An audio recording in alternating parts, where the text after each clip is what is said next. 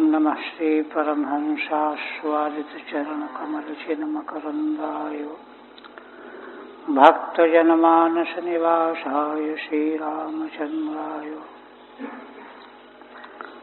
वागीशाय वदने लक्ष्मीर्यस्य च वक्षसि यस्यास्ते हृदये संवित्तं नृसिंहमहं भजे। विश्वसर्गविसर्गादि नवलक्षणलक्षितं श्रीकृष्णाख्यं परं धाम जगद्धाम नमामि तत्।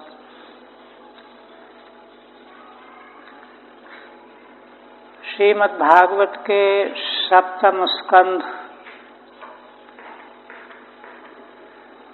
के 14 अध्याय पूर्ण हुए और आज अंतिम 15वां अध्याय प्रारंभ होने जा रहा है।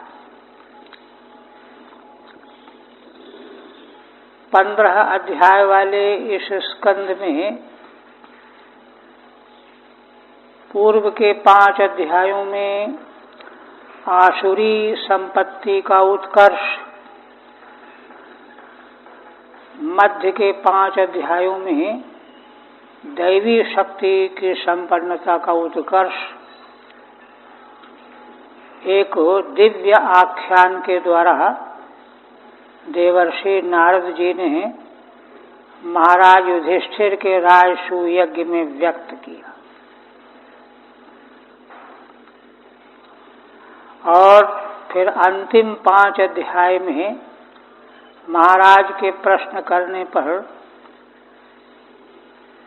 सनातन धर्म के संबंध में देवर्षि नारद जी उपदेश करते आ रहे थे।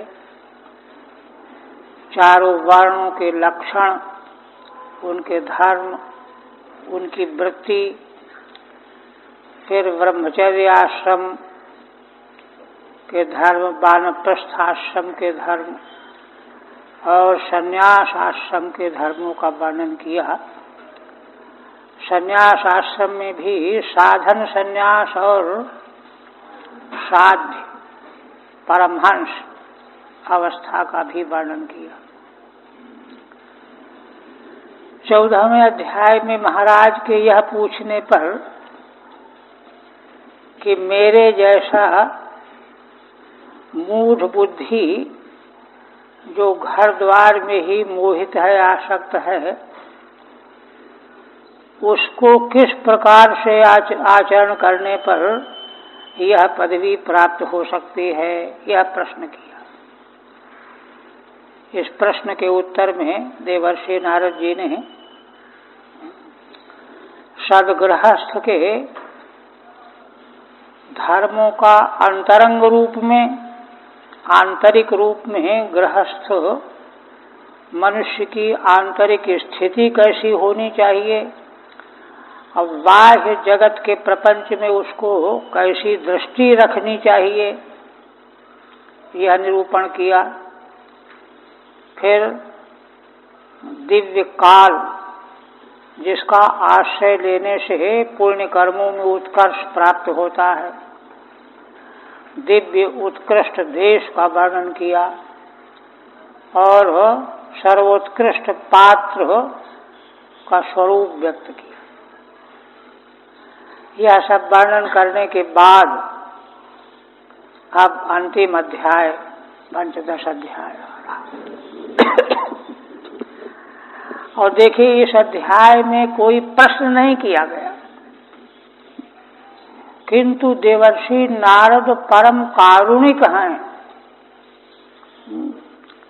संसार के जीव मात्र के प्रति उनके हृदय में इतनी करुणा भरी हुई है। पिछले दिन बताया ना कि दक्ष के पुत्रों को 2 बार उन्होंने भगवान के चरणों में लगा दिया, और यह सत्कर्म करने के फलस्वरूप उनको शाप का भागी बनना पड़ा, किंतु बदले में शाप देने का सामर्थ्य रखने पर भी उन्होंने कोई ननुनच नहीं किया। क्यों? देखिए, करुणा जब से ओतप्रोत होता है अंतःकरण, तो परिणाम को नहीं सोचता, उसको दया करने से ही मतलब रहता है। तो ऐसे परम कार्मिक देवर्षि नारद जी अब अंतिम अध्याय में जो उपदेश करने जा रहे हैं उसके बारे में देखिए, श्रीधर स्वामी कहते हैं क्या? ततः पंचदशे सर्ववर्णाश्रम निरूपणम निबंधनम सारतः संग्रहेणाथो वर्ण्यते मोक्ष लक्षणम। श्रीधर स्वामी कहते हैं कि इसके बाद गृहस्थ के मोक्ष धर्मों का रहस्य बताने के बाद ततः पंचदशे अध्याय 15वें अध्याय में श्री नारद जी ने चारों वर्ण और चारों आश्रम से संबंधित मनुष्य मात्र के लिए मोक्ष जिन उपायों से प्राप्त होता है उनके सार का संग्रह बताया है। वर्ण और आश्रम निरपेक्ष, चारों वर्ण के प्राणी मनुष्य, चारों आश्रम के मनुष्य जिस मोक्ष को प्राप्त करते हैं उस मोक्ष को प्राप्त करने के साधन क्या है, स्वरूप क्या है, उपाय क्या है, उनका सार क्या है, इसका संग्रह रूप में वर्णन किया है। संग्रह रूप में वर्णन का मतलब सूत रूप में जो वस्तु वर्णन की जाती है वही सब कुछ होती है, फिर उसकी व्याख्या भले आप विस्तार से करो लेकिन उसका तात्विक स्वरूप वही रहता है। सार सर्वस्व का वर्णन कर रहे हैं। फिर कहते हैं सर्वेषां मोक्ष धर्माणाम सार संग्रहार्थम अध्यायारंभ। इस अध्याय का प्रारंभ ही इसलिए किया गया है कि सभी वर्ण और आश्रमियों के जो मोक्ष प्राप्त कराने वाले धर्म हैं उन धर्मों का सार क्या है, सार संग्रहार्थ जो है यह अध्याय का आरंभ है। और देखिए ऐसे प्रश्न जो हैं श्रीमद् भागवत के 11 स्कंध में एक जगह नारद जी ने 11वां या 12वां अध्याय है 11वें स्कंध, उद्धव जी ने भगवान से पूछा है कि भगवान आप कृपा करके ये बताइए साधु का लक्षण क्या है, हम किसको भक्त समझें, क्योंकि इस मनुष्य समाज में संसार में तरह तरह के साधु दिखाई दे रहे हैं, उनकी बातें भी तरह तरह की हैं, कोई किसी तरह, कोई किसी तरह, कोई किसी तरह की रहनी सहनी वाला। किंतु आपकी दृष्टि में भगवान का प्रिय भक्त और साधु का क्या लक्षण है, क्योंकि सामान्य जगत बाहर देखो तो बुद्धि चकराने लगती है कि अरे ऐसे भी साधु होते हैं, ऐसे भी साधु होते हैं, साधु तो हैं ही वो, तो समझना बड़ा मुश्किल होता है, इसलिए पूछा गया वह। उसी तरह से यहाँ पर भी है ना, समग्र मोक्ष धर्मों का सार अपने से बताने जा रहे हैं, पूछा नहीं किसी ने, अपने से बता रहे हैं। यह इसीलिए बताने जा रहे हैं कि जिससे ठीक ठीक बात पकड़ में आ जाए, क्योंकि गंतव्य अगर ठीक समझ में आ जाएगा तो उसके अनुकूल यात्रा का प्रारंभ हो पाएगा, साधन बन पाएगा। इसलिए ये विषय है इस अध्याय का। नारदवाद सबसे पहले, क्योंकि देखिए पिछले अध्याय के अंत में सर्वोत्कृष्ट पात्र ब्राह्मण को बताया गया, धर्म कर्म पूजा पाठ अनुष्ठान आदि में ब्राह्मण का महत्व दिया गया।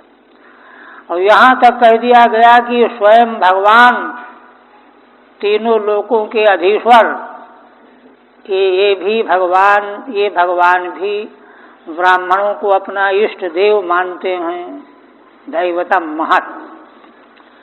तो इसलिए है ना, क्रियाकलाप अनुष्ठान रूप जो भी धर्म हम करना चाहेंगे ब्राह्मणों के द्वारा ही तो संपन्न होगा। इसलिए उस बारे में रहस्य की बात बताने जा रहे हैं। इसलिए अंधाधुंध नहीं करना है, समझ के करना है। क्योंकि शास्त्र में जो फल बताए गए हैं वे फल शास्त्र में जिस तरह से साधन बताया गया है वैसा ही करने से प्राप्त होगा। तो अब क्या कहते हैं, कर्मनिष्ठा द्विजा केचित् तपोनिष्ठा नृपा परे, स्वाध्याये अन्य प्रवचने ये केचित् ज्ञान योगयोः। कहते हैं देखो, पिछले अध्याय के अंत में ब्राह्मण को पात्र कहा गया, सर्वोत्कृष्ट पात्र। सबसे पहले तो भगवान को ही सर्वोत्कृष्ट पात्र कहा गया, फिर भगवान के पश्चात ब्राह्मण, क्योंकि भगवान का विग्रह वेदमय है। उस वेदमय विग्रह को ब्राह्मण तप संयम त्याग के द्वारा धारण करते हैं, इसलिए वह पूज्य है, श्रेष्ठ है। किंतु वे ब्राह्मण भी 6 तरह के यहाँ बताए जा रहे हैं। कोई कर्मनिष्ठ होते हैं, कर्म में बड़ी आस्था रखते हैं। कोई जो हैं तपनिष्ठ होते हैं, तप में ज्यादा आस्था रखते हैं। कर्मनिष्ठा द्विजा केचित् तपोनिष्ठा नृपा परे, नृप संबोधन है, हे राजन युधिष्ठिर के लिए। दूसरे ब्राह्मण जो हैं तपनिष्ठ होते हैं, कोई कर्मनिष्ठ कोई तपनिष्ठ। स्वाध्याय अन्य प्रवचने ये प्रवचने च, कोई स्वाध्याय वेद का पारायण करते रहते हैं, बिना पारायण किए अन्न जल नहीं लेते। और अन्य प्रवचने च, कोई वेद का उपदेश करते हैं। अध्यापन का, प्रवचन शब्द का अर्थ अध्यापन है। प्रवचन शब्द की व्याख्या में छांदोग्य उपनिषद के अंतिम अध्याय के अंतिम 15 ब्राह्मण में भगवान शंकराचार्य जी ने व्याख्या अपने भाष्य में यही कहा है, प्रवचनम अध्यापनम। अध्यापनम का अर्थ है इस प्रकार से वस्तु का प्रतिपादन किया जाए जो श्रोता के समझ में आ जाए। शिक्षण खाली पीला प्रवचन नहीं कि बोलते जा रहे हैं, कुछ पता नहीं चलता प्रारंभ कहाँ किया अंत कहाँ किया, वो प्रवचन नहीं है। प्रवचने ये केचित् ज्ञान योगयो, और कोई ज्ञान निष्ठ होते हैं, कोई योग निष्ठ होते हैं। 6 हो गए ना, कर्मनिष्ठ, तपनिष्ठ, स्वाध्याय निष्ठ, प्रवचन निष्ठ, ज्ञान निष्ठ और योग निष्ठ। अब कहते हैं कि इन 6 प्रकार के ब्राह्मण निष्ठा रखने वाले होने में ज्ञान निष्ठा यद्यानि कव्यानंतिमिच्छता दैवे च तद्भावे स्याद् इतरेभ्यो यथार्हतः। जो ज्ञान निष्ठ ब्राह्मण है उन्हीं को ढूंढ करके, है ना, पितृकर्म श्राद्ध आदि में कव्य का दान करना चाहिए। श्राद्ध में आनंतिमिच्छता, तब वह फल जो है अनंत फल देने वाला मिलेगा। अथवा अनंत फल का अर्थ होता है मोक्ष। मोक्ष ही ऐसा फल है जिसका अंत नहीं है, तो मोक्ष ही हो गया। बाकी जितने फल हैं सीमित हैं। तो जो अनंत फल चाहते, मोक्ष श्रेय चाहते हैं, उनको ज्ञानिष्ठ ब्राह्मणों के को ही काव्य का दान करना चाहिए। और दैवे च, केवल श्राद्ध कर्म में नहीं, दैव कर्म में भी, यज्ञादिकों में भी। तो कहते हैं ज्ञानिष्ठ ब्राह्मण अगर न मिले तो तदभावे स्यात्, तब तो उसके अभाव में ध्यान निष्ठ को दे दो। है ना, स्वाध्याय निष्ठ को, प्रवचन निष्ठ को, तप निष्ठ को और अंत में कर्म निष्ठ को। इतरेभ्यो यथार्हतः, माने कोटियां हैं, सोपान हैं। अंतिम न मिले तो पांचवा ले लो, चौथा ले लो, तीसरा ले लो, ये है समझदारी। तो टीका में क्या कहते हैं, तत्र श्राद्धगतान विशेषानाः, श्राद्धगत विशेष है ना, विशेष विशेष धर्म कर्म माने जो मोक्षोपयोगी हैं। तो कहते कर्मनिष्ठा इति स्वाध्यायादिषु परिनिष्ठिता इति शेषः, है ना। कहते हैं कि निष्ठा शब्द का प्रयोग कर्म में है, तप में है, और में तो निष्ठा शब्द का प्रयोग है नहीं, है ना। किंतु पूर्व के निष्ठा शब्द यद्यप समासगत हैं, वे कर्मनिष्ठ भी समास समस्त है, तपनिष्ठ भी समस्त है, किंतु समस्त पद होने पर भी निष्ठा पद का अनुवर्तन हो जाएगा। क्वचिद एक देशोप्यनुवर्तते, वैयाकरणों का एक परिभाषा है। कहीं एक देश की अनुवृत्ति भी कर ली जाती है तो निष्ठा आ जाएगी, स्वाध्याय निष्ठ, प्रवचन निष्ठ, ज्ञान निष्ठ, योग निष्ठ। तात्पर्य है सर्वेषाम मोक्ष धर्माणाम सार, ये तो हो गया। कव्यानि माने पितृन उद्देश्य देयानि, पितरों को उद्देश्य करके जो अन्नादि दिया जाता है, पिंडादि दिया जाता है, और इसी प्रकार से दैवेच, है ना, हव्यान्यपि, दैव कर्म क्या है, यज्ञ, यज्ञ में हव्य दिया जाता है। पितरों को जो दिया जाता है वो कव्य कहा जाता है, और देवताओं को दिया जाता है हव्य कहा जाता है। तो हव्य भी ऐसे ही ज्ञाननिष्ठ ब्राह्मणों के माध्यम से देना चाहिए। तस्मै देयानि यथार्थता ही तो सर्वत्र ज्ञानादि तारतम्येन, है ना, माने जहाँ जैसा मिल जाए ज्ञानादि के तारतम्य से उत्कृष्टता को ध्यान में रखते हुए ये देना चाहिए। और एक बात कहते हैं कि द्वौ दैवे पितृकार्ये त्रीन एकैकमुभयत्र वा भोजयेत् सुसमृद्धोपि श्राद्धे कुर्यान्न विस्तरम। पितृकार्य में दो ब्राह्मण और दैव कार्य में भी द्वौ दैवे पितृकार्ये च त्रीन, नहीं, देव कार्य में दो, पितृ कार्य में तीन, पिता पितामह पर पितामह तक लेकर के। अथवा एकैकमुभयत्र वा, दो तीन अथवा एक एक, दैव कार्य में भी एक, पितृ कार्य में भी एक, दोनों में एक एक। ब्राह्मण को भोजन कराना चाहिए। भोजेत सुसमृद्धोपि, बहुत संपन्न होने पर भी दो तीन या एक एक ब्राह्मण को ही भोजन कराना चाहिए। श्राद्धे कुर्यान्न विस्तरम, श्राद्ध में ज्यादा विस्तार नहीं करना चाहिए। माने भोक्ताओं का बहुत लोगों को निमंत्रित करके विस्तार नहीं करना चाहिए। टीका इसमें नहीं है। कहते हैं कि क्यों, ऐसा क्यों कहा? कहते हैं कि बहुत विस्तार प्राप्त कहाँ से था जिसका संकोच किया जा रहा है? क्योंकि प्राप्तो सत्यान्निषेधा, प्राप्ति कहीं से हो तब तो निषेध किया जाए। तो कहते हैं देखो, देश कालोचित श्रद्धा द्रव्य पात्रार्हणानि च सम्यक भवन्ति नैतानि विस्तरात् स्वजनार्पणात्।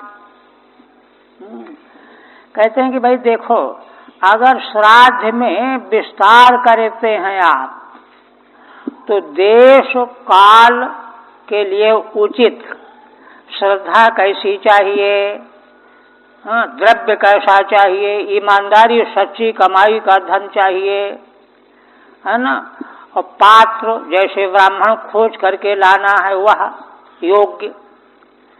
ये सारी चीजें देश काल के उचित श्रद्धा, द्रव्य और पात्र, ये ठीक ठीक बनना बड़ा कठिन है। न सम्यक भवन्ति नैतानि, ये सारी चीजें सम्यक माने ठीक ठीक नहीं होती।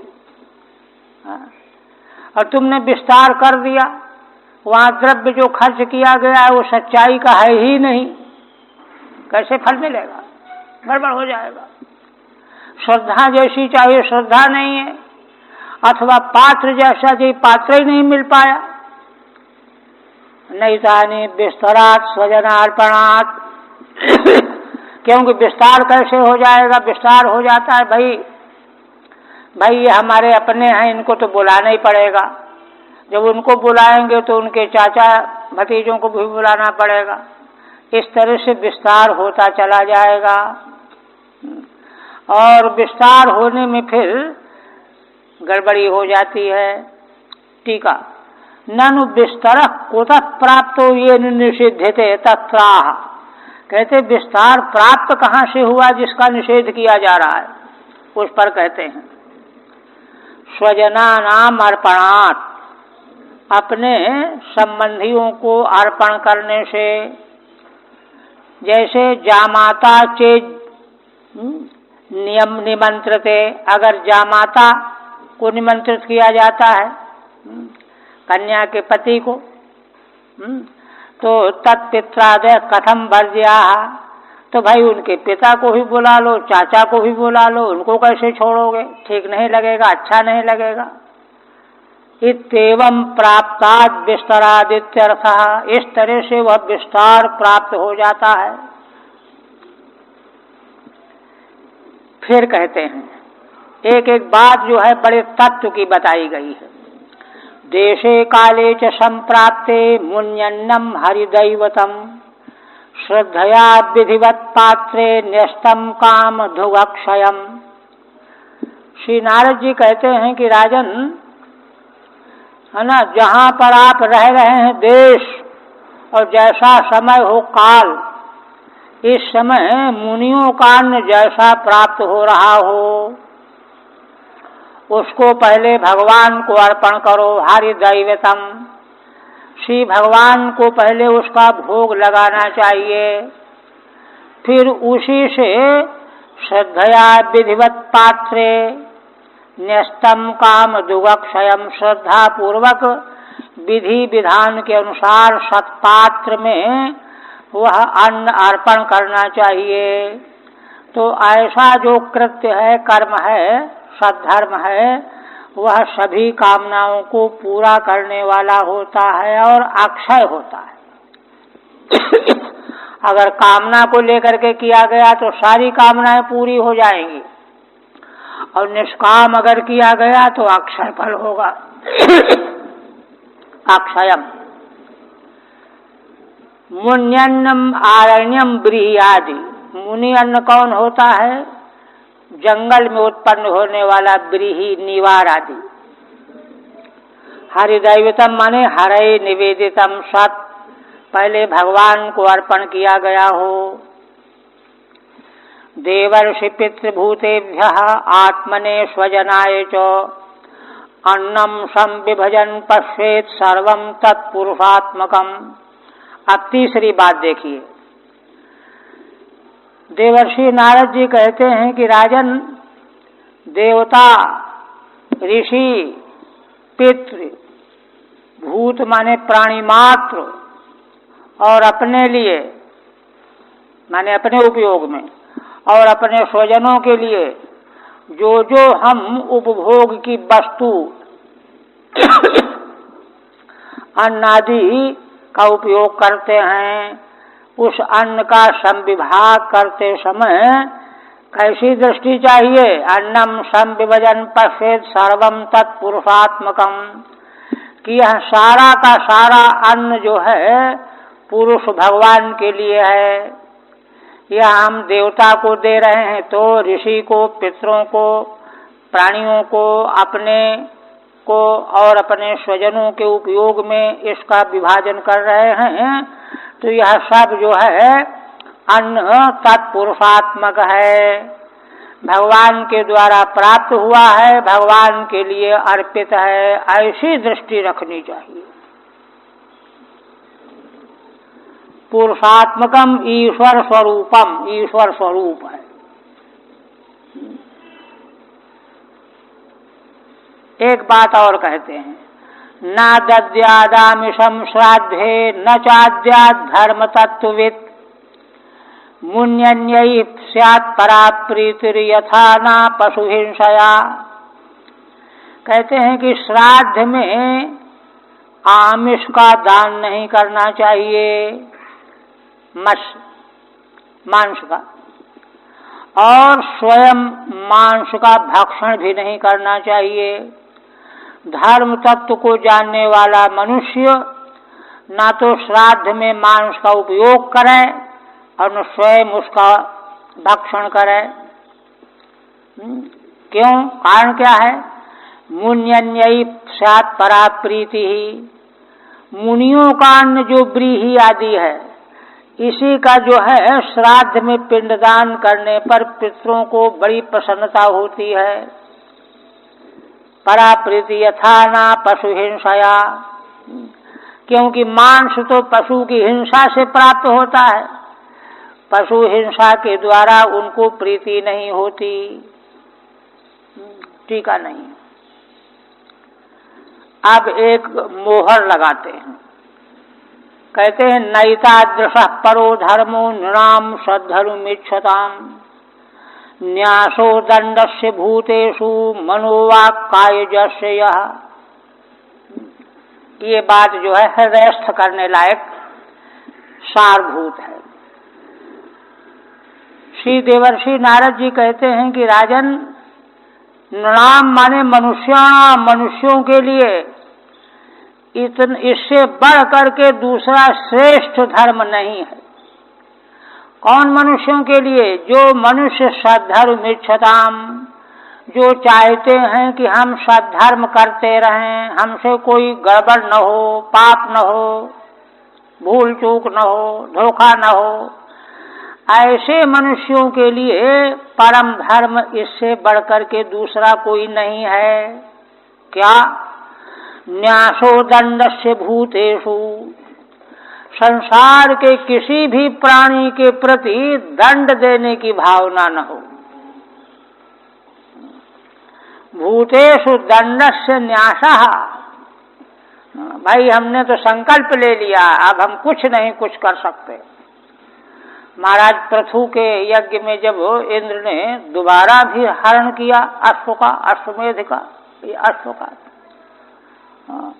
तो पृथु महाराज को जब पता चला तो वो रुष्ट होकर के वध करने के लिए उद्यत हो गए। ऋतुजों ने कहा, महाराज आप यज्ञ में दीक्षा लिए हुए हैं, यज्ञ में दीक्षित को किसी दूसरे का वध करने का अधिकार ही नहीं, आप कुछ नहीं कर सकते। चुप हो गए, है ना। तो वहां तो खैर वह यज्ञ इस प्रकार का था, किंतु सबसे बड़ा परम धर्म भगवान नारद जी बता रहे हैं कि प्राणी मात्र के प्रति दंड का त्याग कर दे। न्यास माने त्याग, यही तो सन्यास की शुरुआत है। न्यासो दंडस्य भूतेषु। अब कहते हैं कि देखो किस तरह, मनोवाक् कायजस्य यः, मन से, वाणी से, शरीर से, तीनों से। माने शरीर से तो दंड देने का मतलब ही नहीं है, वाणी से भी कुछ नहीं कहना और मन से भी उसके प्रति द्रोह नहीं रखना है। यह है, इसको भगवान नारद जी कहते हैं कि सद्धर्म की इच्छा रखने वाले मनुष्य मात्र का सबसे बड़ा धर्म है। असल में देखिए, योग सूत्र में अहिंसा सत्यस्ते ब्रह्मचर्य अपरिग्रह सूत्र की व्याख्या में भगवान व्यासदेव कहते हैं, व्यास भाष्य है ना, कि अहिंसा असल में लक्ष्य है, उत्तरोत्तर जो है हेतु हैं। अहिंसा सत्य आस्ते ब्रह्मचर्य अपरिग्रह, अपरिग्रही ही ब्रह्मचर्य का पालन कर पाएगा और ब्रह्मचर्य का पालन करने वाला ही आस्ते की रक्षा करेगा। और आहिस्ते की रक्षा करने वाला इस सत्य का पालन कर पावेगा, तब अहिंसा संपन्न होगी। वहां ऐसी व्याख्या है, उत्तरोत्तर हेतु है वहां। अहिंसा तो बहुत बड़ी चीज है। तो ये जो है बात यहां कही तीनों प्रकार का। ठीक है, दंडस्य न्यासो हिंसा या त्यागो या एतादृशो अन्यो धर्मो नास्ति। जीव मात्र के प्रति दंड का त्याग कर देना माने हिंसा का त्याग कर देना। केवल डंडे से नहीं मारा, वाणी से बोल दिया ये भी नहीं, मन से सोच लिए भी नहीं, है ना। हिंसा मात्र 81 प्रकार की हिंसा की विवेचना है उस सूत्र में, बहुत सूक्ष्म भेद किया गया है। यह एतादृश अन्यो धर्मो नास्ति, यह जो ऐसी निष्ठा है, इससे भिन्न दूसरा कोई अन्य धर्म मनुष्य के लिए नहीं है, इसका मुकाबला करने वाला कोई नहीं। और तभी कहा गया है कि अहिंसा प्रतिष्ठायाम तत्सन्निधौ वैरत्यागः।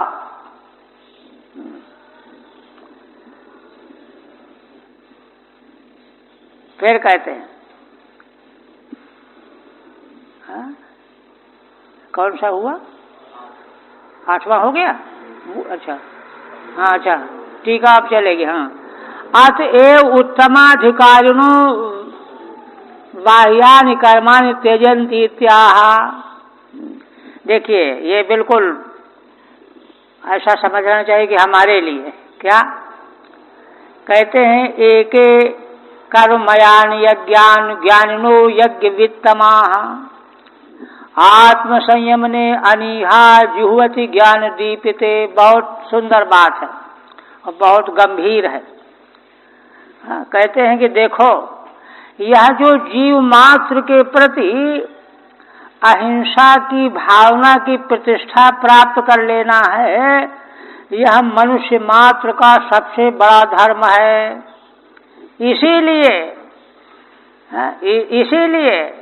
है ना, यज्ञ वित्तमाः, यज्ञों के रहस्य को जानने वाले जो सर्वश्रेष्ठ विद्वान है, महापुरुष हैं, यज्ञान वेतित यज्ञविद, है ना, तेषु उत्तमाः, यज्ञ के स्वरूप के जानने वालों में जो सर्वोत्तम हैं, वे क्या करते हैं, ज्ञानिना, ज्ञानी हैं। ज्ञानी हुए बिना यज्ञ वित्तम कैसे बनेंगे। वे क्या करते हैं, कर्मयान यज्ञान, कर्ममय यज्ञों की आहुति कर देते हैं। बड़ी सावधानी समझने का है। काहे में आहुति करते, अग्नि क्या है ना।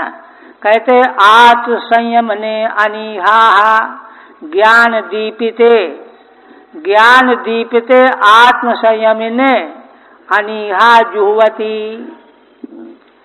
ज्ञान के द्वारा उद्दीप्त हुई जो आत्म संयम रूपी अग्नि, आत्म संयम रूपी अग्नि है जिसमें हवन करना है और उसको ज्ञान के द्वारा उद्दीप्त कर दिया गया है। निर्मल ज्ञान जो है भली भांति प्राप्त करके उससे संयम को सुदृढ़ कर लिया गया है। कुछ भी हो जाए, प्रलय आ जाए, तस्य मस नहीं होना है, ये संयम है। उस है ना आत्म संयम ने अनीहा, आत्मा माने अंतःकरण इंद्रियां,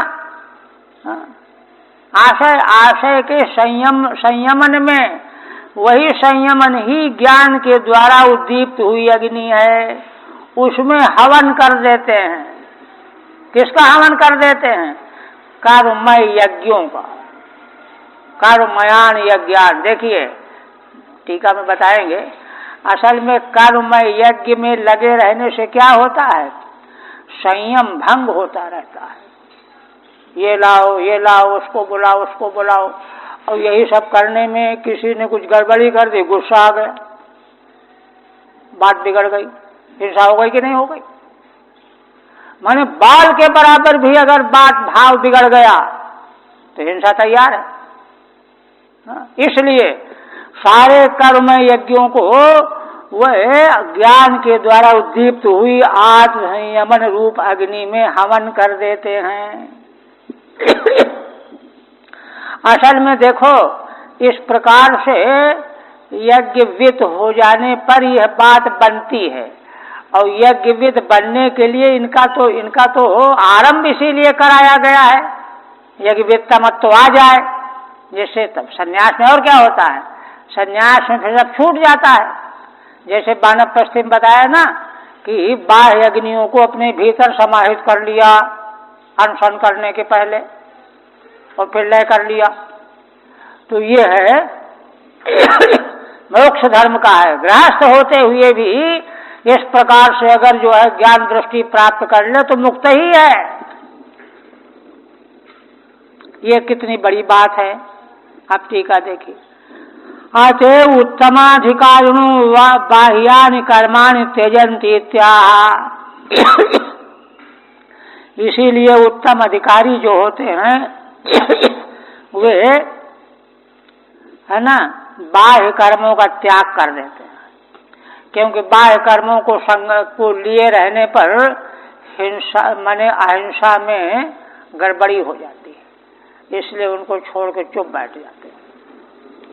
एक ही अनिहा माने निष्कर्मा है ना, कर्म रहित हो जाते हैं, वही संन्यास। ज्ञान दीपित अग्नि क्या, आत्मस्फूर्ति मत्यात्म संयमने जुहवती। ज्ञान दीपित जो अग्नि कौन सी है, जिसमें आत्मा की स्फूर्ति होने लगे माने आत्म तत्व की प्रतीति अनुभूति होने लगती है ज्ञान के बल पर, वही अग्नि बन जाती है। ज्ञान को अग्नि कहा ही गया है। उसमें कर्म यज्ञों का हवन कर देते हैं, जुहवती है ना। मनोनियम तदंतराय तया त्यजंती इत्यर्थः। कहते हैं कि वे मन को नियमित कर लेते हैं ज्ञानी लोग, और कहते हैं कि अगर हम कर्म नहीं छोड़ेंगे तो मन का नियमन शिथिल करना पड़ेगा, मन को छोड़ना पड़ेगा। अरे भाई देखो वहां क्या हो रहा है, देखो उसने ये किया कि नहीं किया, उसी में गड़बड़ी आएगी तो भाव बिगड़ेगा तो हिंसा आ जाएगी। इसलिए मनोनियम में तदंतराय तया त्यजंती इत्यर्थः। उसको अंतराय माने विघ्न। मन का तो हम नियमन करना चाहते हैं और कर्म कर रहे हैं तो मन जो है उच्छृंखल होता है, गड़बड़ होता है, वही अंतराय है। अंतराय जान करके कर्मों का हवन कर देते हैं, ये बात है। तदुक्तम सर्वज्ञ सूक्त ही। कहते यह बात सर्वज्ञ मुनि का संक्षेप शारीरक शास्त्र में यह बात कही गई है। संक्षेप शारीरक एक वेदांत सूत्रों पर रचना है, तो उसमें सर्वज्ञ मुनि ने कहा है, क्या कहा है देखिए। प्रत्यक्ष स्फूर्ति रसत स्फूर्ति तनुनिष्ठा विघातकम संलक्ष्य संत्यजेत कर्म त्यजन विघ्न हतोन्यथा।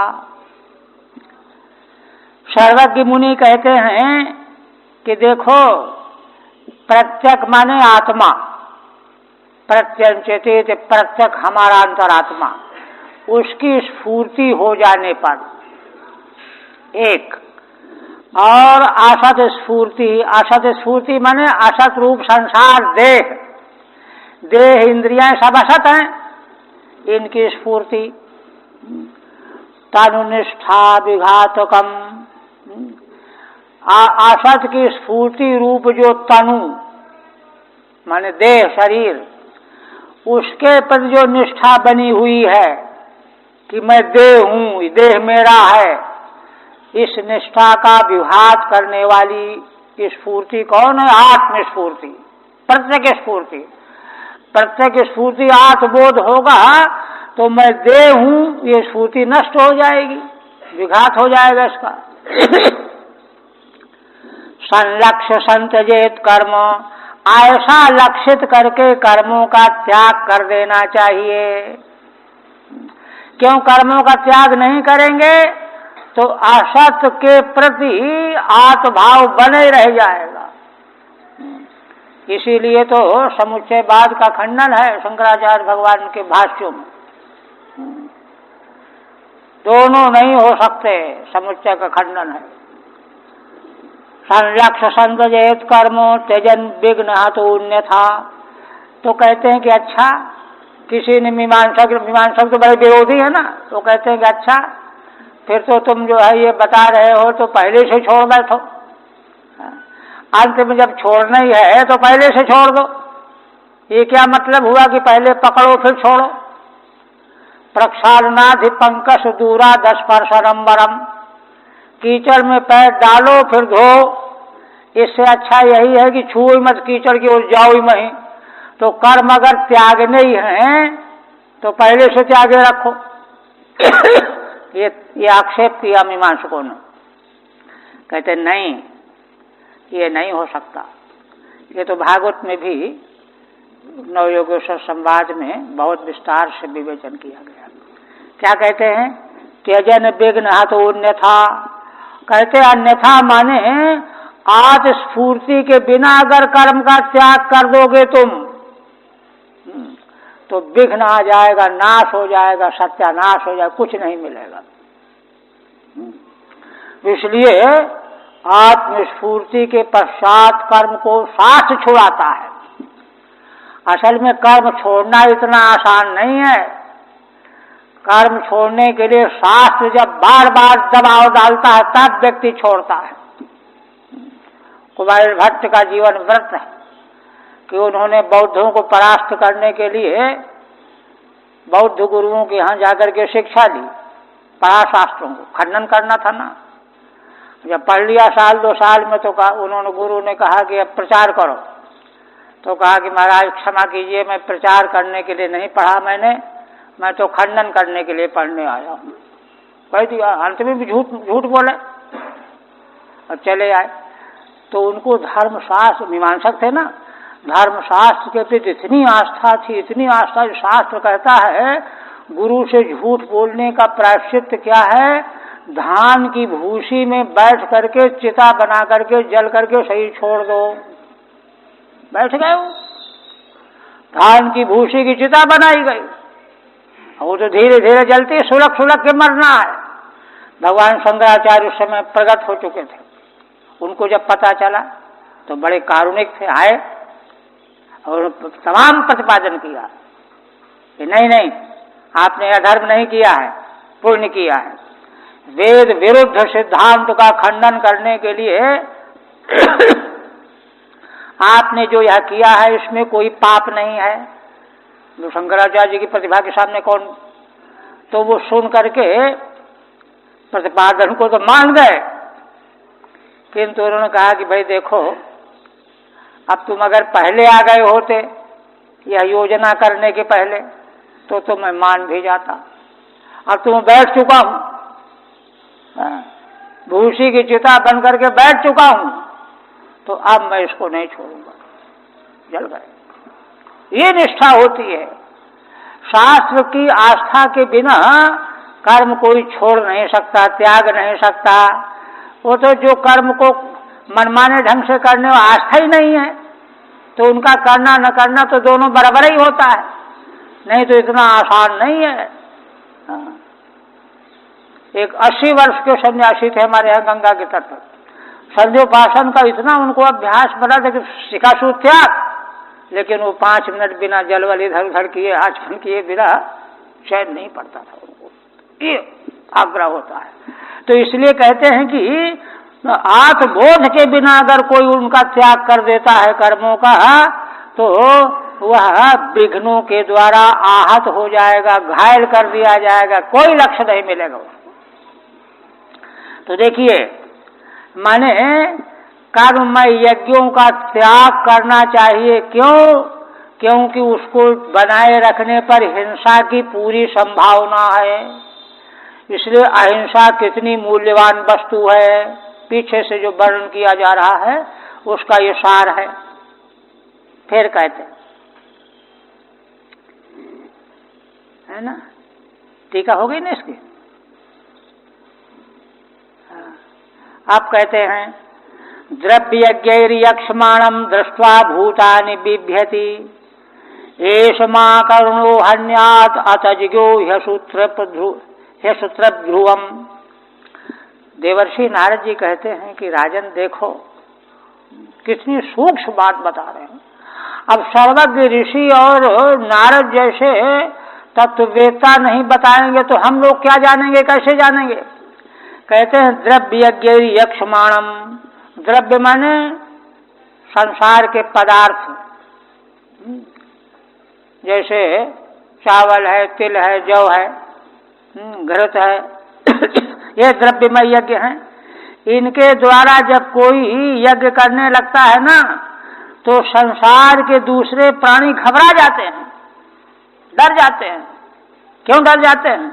एषमा करुणो हन्यात्, अरे ये बड़ा क्रूर है, ये मेरी हत्या कर डालेगा। हन्यात् कहते क्यों हत्या कर डालेगा, तो बड़ा धर्मात्मा है, देखो धर्म कर्म कर रहा है। कहते हैं आता जिज्ञा, तत् जो परमात्मा है यह आत्मा उसको जानता ही नहीं है, मूढ़ है ये। कहते क्यों, अज्ञानी क्यों बना हुआ है, धर्मात्मा होते आशुतृप्त माने प्राणों को तृप्त करने में ही लगा हुआ सकाम कर्मी। सकाम कर्मी तो प्राय ऐसे कर्म करते ही हैं, उनमें हिंसा होती है। ह्यसूत्रप ध्रुवम, इसलिए निश्चित रूप से ये हमको मार डालेगा। ठीक है, मामेश ध्रुवम हन्यादिति, दूसरे प्राणी डरते हैं कि ये निश्चित रूप से मुझको मार डालेगा। कुतः अकरुणा, क्योंकि इसके हृदय में दया नहीं है, सकामी है ना। तत्कुतः कहते अकरुण क्यों है, आशुत्र प्राण तर्पका, आशु माने प्राण को तर्पण करना चाहता है। हमको खाने को मिले, हमको ये भोग मिले, हमको भोग मिले, दुनिया को कुछ भी हो, ऐसा है प्राण तर्पका। तत्किम, प्राण तर्पक क्यों है, अतज्ञा, क्योंकि तत् माने आत्मा, आत्म तत्व का ज्ञाता नहीं है, अज्ञानी है। आत्म तत्वानभिज्ञ, आत्म तत्व से अनभिज्ञ है। आत्म तत्व से विज्ञ होता तो सोचता कि जो आत्मा मेरे में वही इसमें, हिंसा हम क्यों करें। तथा च श्रुति, यह बात श्रुति भी कहती है, नातम विदाथ या इमा जजानान यद्युष्माकमंतरम बभूव।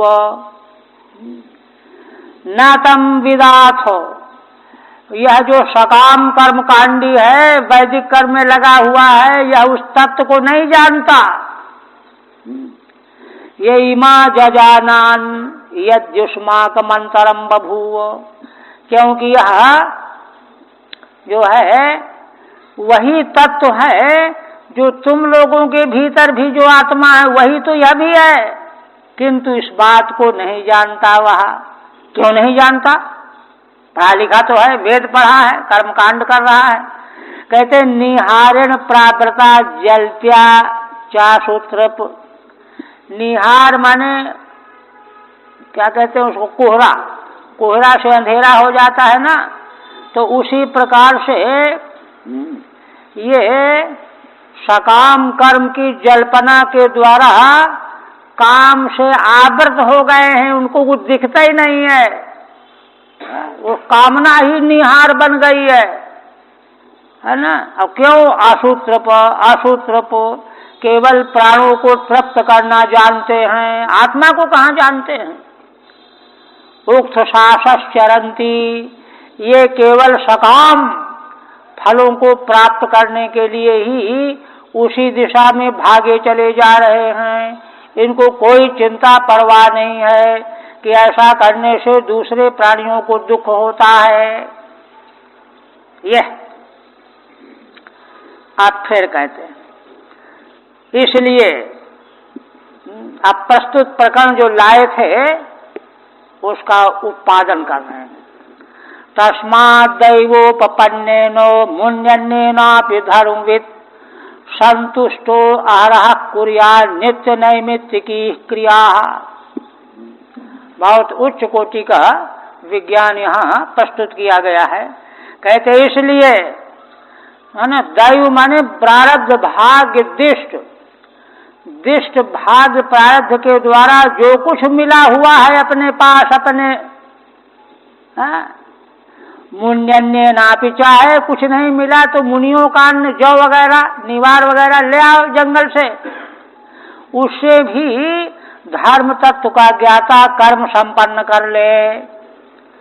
संतुष्टो आहारः कुर्यात्, और उसी में संतुष्ट रहे, ये न सोचे कि अरे हमने तो बड़ा छोटा कर्म किया, उन लोगों ने तो इतना किया, ऐसा किया वैसा किया, कुछ नहीं, उसी में संतुष्ट रहे। आहारः कुर्यात् नित्य नैमित्तिकी क्रिया, नित्य नैमित्तिकी क्रियाओं को जंगल में मिलने वाले अन्न आदि के द्वारा ला करके संपन्न कर ले और प्रसन्न रहे। ये ना सोचे कि अरे हम औरों के समान नहीं कर पाए। इसीलिए शास्त्रकारों ने तो यहाँ तक कहा है कि जो है अगर नहीं कुछ करने को है तो एक आंवला का फल गऊ को खिला दो, हो गया श्राद्ध, कुछ नहीं है तो। ये बात प्रस्तुतम अनुवर्तयति तस्मादिति हो गई, व्याख्या ज्यादा नहीं, स्पष्ट है मूल में। आप देखो एक बात और कहने जा रहे हैं, क्रमशः बहुत उच्च कोटि का विज्ञान बताया जा रहा है। कहते हैं कि देखो धर्म का असल में ठीक ठीक पहचान करके पालन करना चाहिए। धर्म को जो है मनमाने ढंग से आपाधापी में नहीं करना चाहिए। अब आगे कहते हैं कि देखो धर्म विधर्म परधर्मश्च आभासः उपमा छलः। विधर्म 1, परधर्म 2, आभास 3, उपमा 4, छल 5।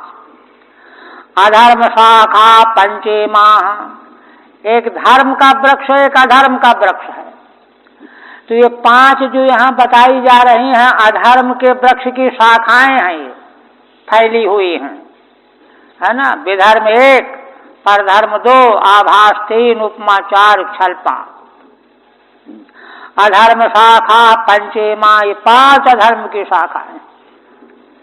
धर्मज्ञो अधर्मवत् त्यजेत, जो धर्मज्ञ व्यक्ति हो इन 5 को अधर्म की तरह त्याग देना चाहिए। अधर्म की शाखाएं तो हैं ही, इसलिए इन 5 शाखाओं को, अधर्म की शाखाओं का त्याग कर देना चाहिए। अधर्मत साक्षात निषिद्धवत, अधर्मत क्यों कहते हैं, ये तो शाखा ही तो हैं। तो कोई कहे पेड़ को थोड़े हम ले रहे हैं, हम तो शाखा को ले रहे हैं, कहते नहीं। अधर्मत कहने का मतलब अधर्म और में क्या फर्क है, अधर्म साक्षात निषिद्ध किया गया है, ना कलंजम भक्षयेत, ऐसे निषिद्ध है, वही अधर्म है ना। हरार संध्याम कुर्यात्, ये धर्म है। ना कलंजम भक्षयेत, ये अधर्म है, साक्षात निषिद्ध को अधर्म कहा गया। तो इन 5 जो अधर्म की शाखाएं हैं इनको साक्षात निषेध नहीं किया गया तो भी इनको साक्षात निषेध किए जाने वाले अधर्म की तरह दूर से त्याग दो, है ना। अधर्म साक्षात निषेधवत। तब कहते हैं कि अच्छा महाराज समझाइए क्या क्या है ये। तब कहते हैं कि देखो धर्म बाधो विधर्म स्यात्, धर्म की बाधा जिससे हो, जिस आचरण से, उसको विधर्म समझो पहला। अब परधर्म क्या है, परधर्मो अन्य चोदिता, जो धर्म और के लिए कहा गया उसको तुम करोगे तो तुम्हारे लिए परधर्म हो गया। गीता में भगवान कहते हैं ना, स्वधर्मे निधनम श्रेयः परधर्मो भयावह। उपधर्म क्या है, उपधर्मस्तु पाखंड। उपधर्म कहते हैं पाखंड को, उप शब्द का अर्थ होता है समीप, धर्म के समीप। धर्म नहीं है, धर्म के समीप है तो चलो इसको भी धर्म मान लो, ये नहीं है ना। जितने पाखंड मत है ना, ये सब इसी तरह के हैं, इसी कोटि के हैं। कह रहे भाई हम यही तो कहते हैं कि दूसरे को न सताओ, दया करो, अहिंसा करो, ये करो वो करो, तो वो सब पाखंड है। उपधर्मस्तु पाखंड दंभो अथवा दंभ को भी उपधर्म कहते हैं। हाँ, केवल जो है खोल ओढ़ लिया ऊपर से। दंभोवा शब्द भी छल, छल क्या है? शब्द का अर्थ तोड़ मरोड़ करके कर देना, ये छल है। ये 5 जो हैं अधर्म की तरह त्यागने योग्य हैं। कहते क्रम अनादृत्य पंचापि व्याचष्टे, है ना। 5 की व्याख्या श्री नारद भगवान स्वयं कर रहे हैं, लेकिन क्रम को छोड़ करके सुगमता से समझ में लाने के लिए। क्या? धर्मबाधो धर्मबुद्ध्यापि यस्मिन् क्रियमाणे स्वधर्म बाधः। धर्म बुद्धि से भी जिसके करने से अपने धर्म की बाधा हो वह विधर्म कहा जाएगा। धर्म समझ के कर तो रहे हो, लेकिन उससे धर्म बाधित हो रहा है, वह अधर्म की तरह स्वधर्म बाध है। अन्य से चोदितो अन्य से पर धर्म, जो धर्म और के लिए कहा गया उसको और करेगा तो और के लिए परधर्म हो जाएगा, पराया धर्म हो गया। उपमेति व्याचष्टे उपधर्मस्तु। उपधर्म क्या है? कहते हैं कि उपधर्म का मतलब होता है पाखंड। धर्म का नाम लेकर के पाखंड की बातें करना उपधर्म है। शब्द भी छल और छल उपधर्म। शब्द से भेद भेदो अन्यथा व्याख्यानम यस्मिन, जिसमें शब्द का और तरह से व्याख्यान छल से कर दिया जाता है। जैसे यथा दशावरान भोजयेद इत्युक्ते दशभ्यो आवरानीति। जैसे कहा गया दशावरान, माने जिसकी संख्या कम से कम 10 हो, माने 11 को भोजन कराओ। जैसे 13 ब्राह्मण को 12 ब्राह्मण को, तो 10 आवरा। 10 जिसकी संख्या न्यून, आवर माने छोटी पहले की, तो 11 हो गई, है ना। 11 को भोजन कराओ। अब उसने छल करके अर्थ क्या कर डाला? दशभ्यो आवरानीति, ये व्याख्या कर दी। बहुव्रीहि का त्याग करके अत्र बहुव्रीहि त्यक्त्वा आवरा नवाष्टौ चैति, माने ऐसा अर्थ कर दिया दशभ्यो आवरानीति। अत्र बहुव्रीहिम त्यक्त्वा आवरा नवाष्टौ वाइति, है ना। माने 10 जिसमें आवर हैं तो 10 जिसमें आवर है तो 9 8 ले लो, ये छल से अर्थ किया जाए। वास्तव में 11 होना चाहिए, लेकिन 9 और 8 का अर्थ छल के द्वारा बहुव्रीहि समास छोड़ करके ऐसा अर्थ कर दिया, ये छल है। यस्त्विच्छया कृतः पुंभी आभासो ह्याश्रमात् पृथक्। आभास क्या है? कहते आभास वह है जो इच्छा पूर्वक, है ना, इच्छा से कर लिया गया है। आश्रम धर्म में नहीं कहा गया, लेकिन चलो इच्छा है चलो। जैसे दंडी सन्यासी को ब्राह्मण के यहाँ भिक्षा लेनी चाहिए, अब उसने किसी और के यहाँ ले लिया, ये नहीं। तो कहते हैं कि ये जो है इच्छया कर्ता पुंभी आभास है। आश्रम धर्म के जैसा सिद्धांत है उससे अलग हट करके आभास है, इच्छा से कर लिया। स्वभाव विहितो धर्म कस्य निष्ठा प्रशांत है। आप धर्म की महिमा बताते हैं, माने धर्म की महिमा इसी से मालूम कर लेनी चाहिए कि जो अधर्म के अंश हैं उनको अधर्म की तरह से छोड़ने को कहा जा रहा है। उनको बिल्कुल भी अपने संपर्क में नहीं लाने देना चाहिए। तो कहते हैं कि स्वभाव विहितो धर्म, जो वेद के द्वारा स्वभावतः विहित धर्म बताया गया है, कश्यनेष्ठ प्रशांत है, तो भला वह धर्म किसको शांति प्रदान करने में समर्थ नहीं है? जब समर्थ है तो फिर तुम क्यों दूसरे के धर्म के लालच में पड़ते हो कि उन्होंने ऐसा किया तो हम ऐसा कर ले? ये नहीं।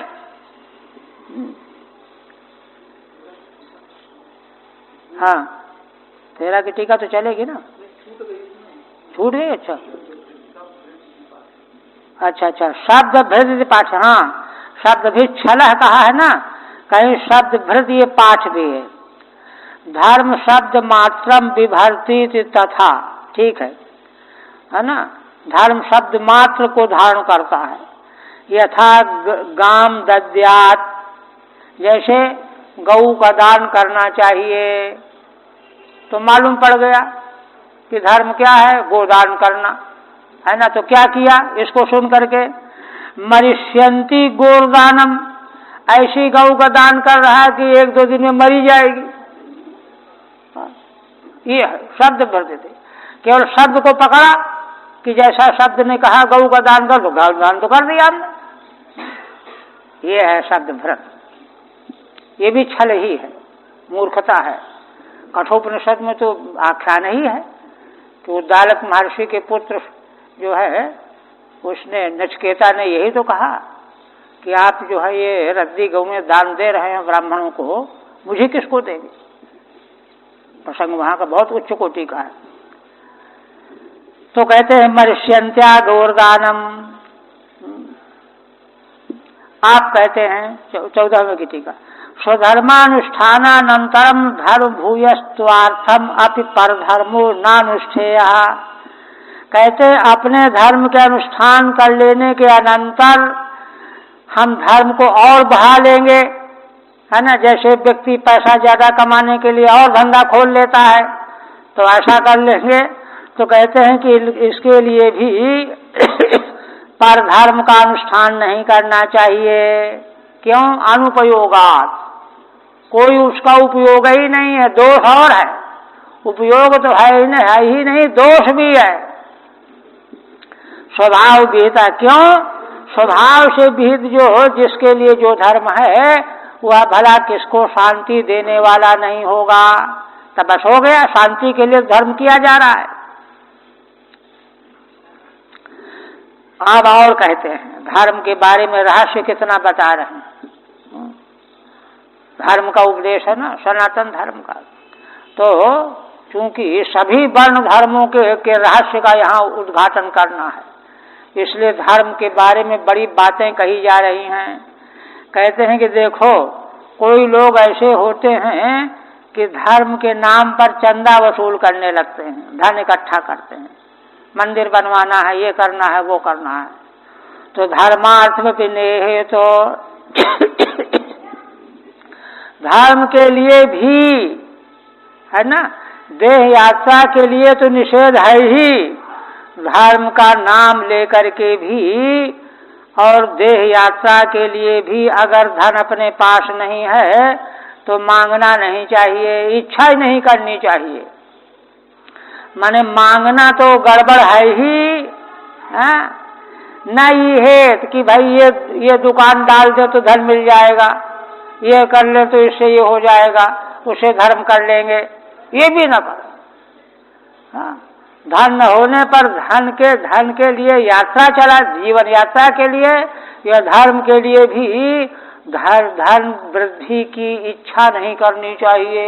देखिए ये सब उल्लंघन हो रहा है ना, इसलिए उसका परिणाम भी हमारे सामने है। नेहेत ना अपेक्षित, कहते हैं कि अच्छा, तो कहते हैं कि धर्म के लिए न करे ये तो ठीक है, लेकिन देह यात्रा के लिए तो करना ही चाहिए भाई, नहीं तो कैसे जीवन यापन होगा? प्रश्न खड़ा होगा ना। तो कहते हैं कि देखो, समझो बात को, अनिहानि मानस्यो महाहेरी व्यक्तिदा, बहुत गहरी बात है, इसको जरा विस्तार से समझना है। देवर्षि नारद भगवान क्या कह रहे हैं, त्रिकालज्ञ हैं, भगवान ही है, भगवान के अवतार में उनकी वर्णन है। कहते हैं कि अनीह मानस अनीहा एव वृद्धिदा,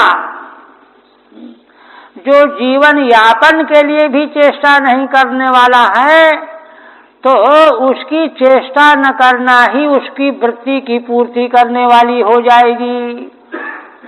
यह है, और दृष्टांत दे रहे हैं, कहते हैं ऐसा कोई दृष्टांत है तो है अजगर, महाहेरी वो अजगर का दृष्टांत तो पीछे दत्तात्रेय भगवान ने दिया ही है अवधूत में प्रहलाद जी को।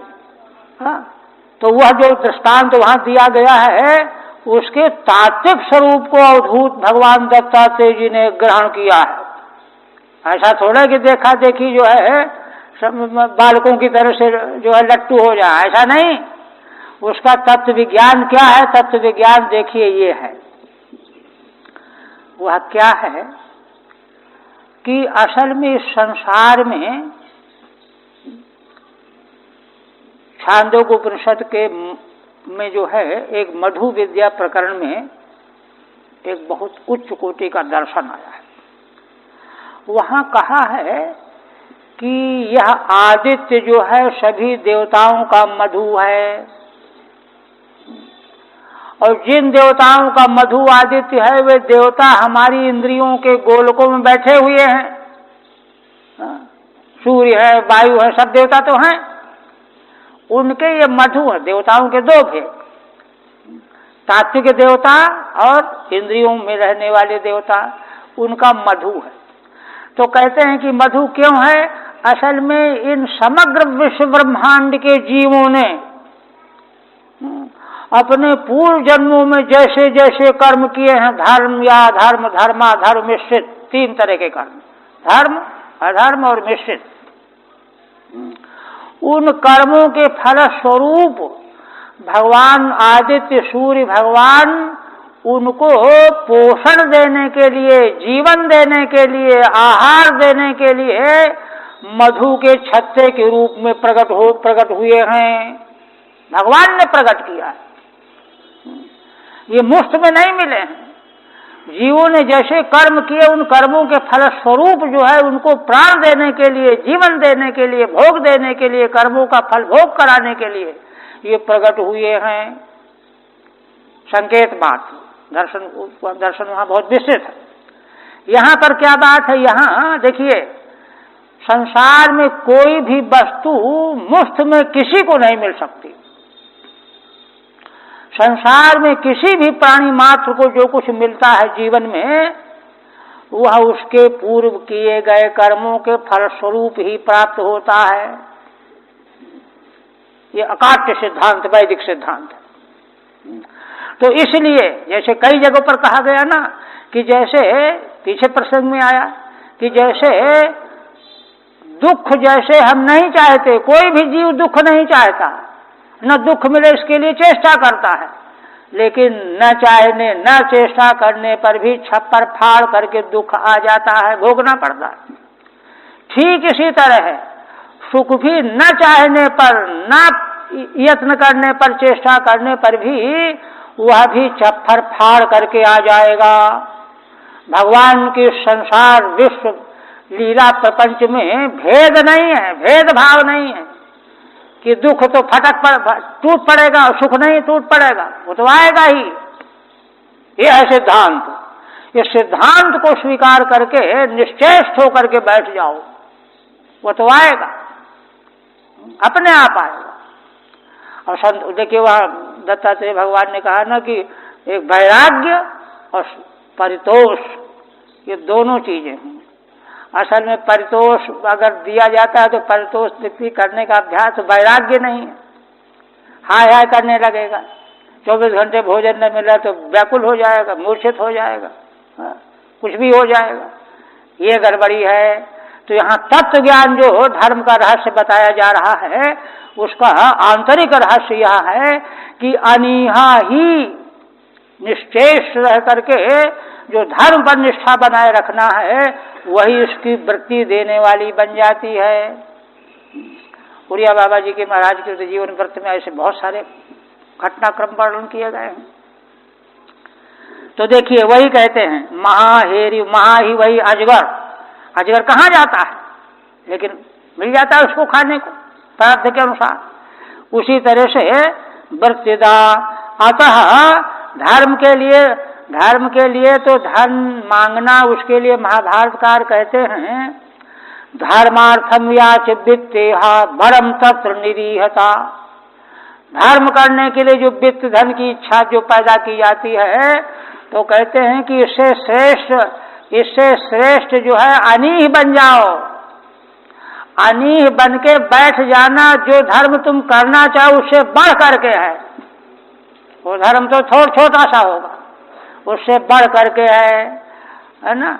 धर्मार्थम याच वित्तेहा भरम तत्र निरीहता। यहाँ तो यात्रा के लिए भी नहीं करना, निषेध कर रहे हैं।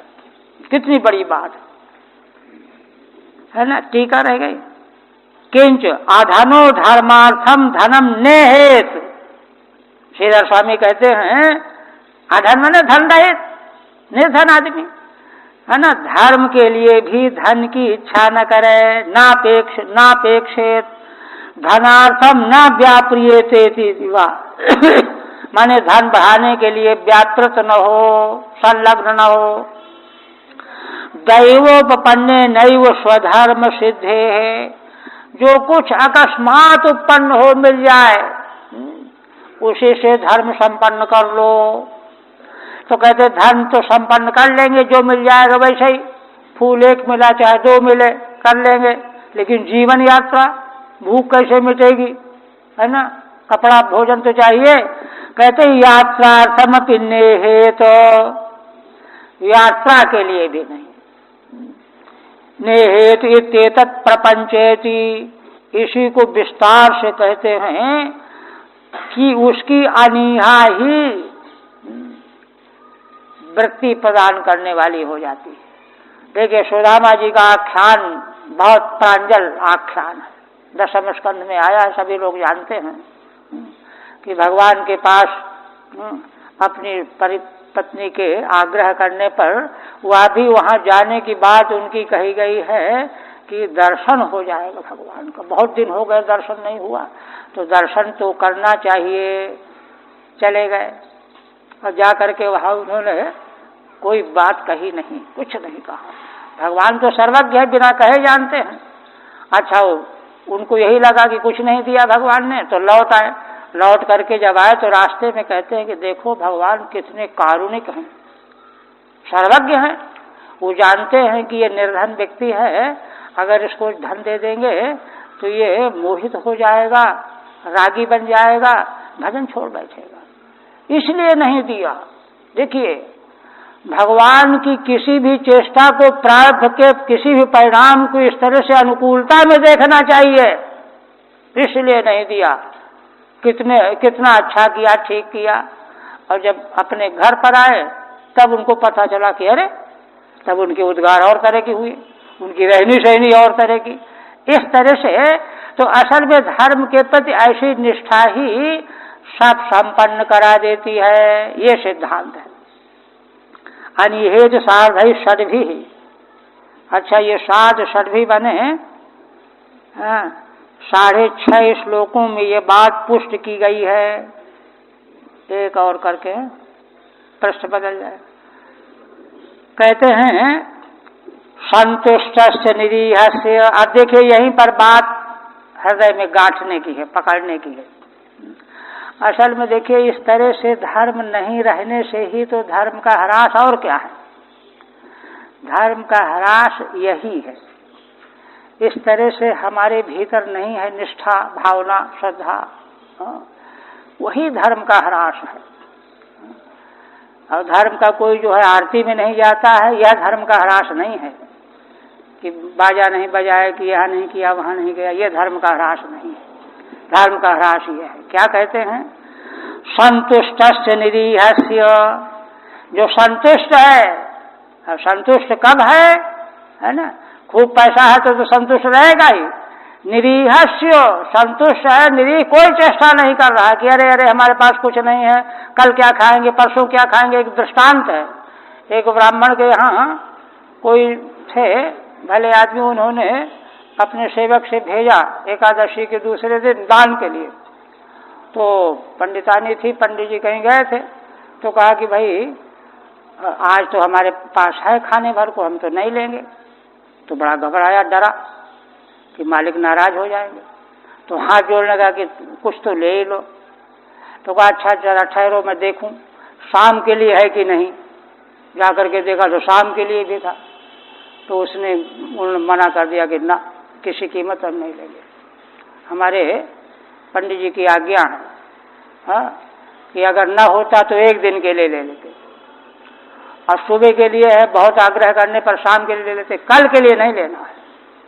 ये लोग थे ऐसे। तो संतुष्ट निरीहस्य स्वात्मा राम वशयत सुखम। तो कहते हैं ऐसा कैसे होता है कोई स्वात्मा राम, आत्मा, और आत्मा की पहचान उसी को होगी जो धर्म को पहचानेगा, धर्म को पकड़ेगा। धर्म को पकड़े बिना स्वात्मा राम बन ही नहीं पाएगा। स्वात्मा राम यत् सुखम, उसको जो सुख होगा, कुतस्तत् काम लोभेनु धावतो अर्थे हया दिशा, वह सुख भला काम के लोभ से, कामनाओं के लोभ से और अर्थ की, क्योंकि अर्थ के द्वारा कामनाएं पूरी हो जाती हैं, उनकी इहा को लेकर के चारों दिशाओं में जो भागता फिर रहा है, दौड़ रहा है, उसको वह सुख भला कैसे मिल सकता है? कभी नहीं मिल सकता। ये अब काल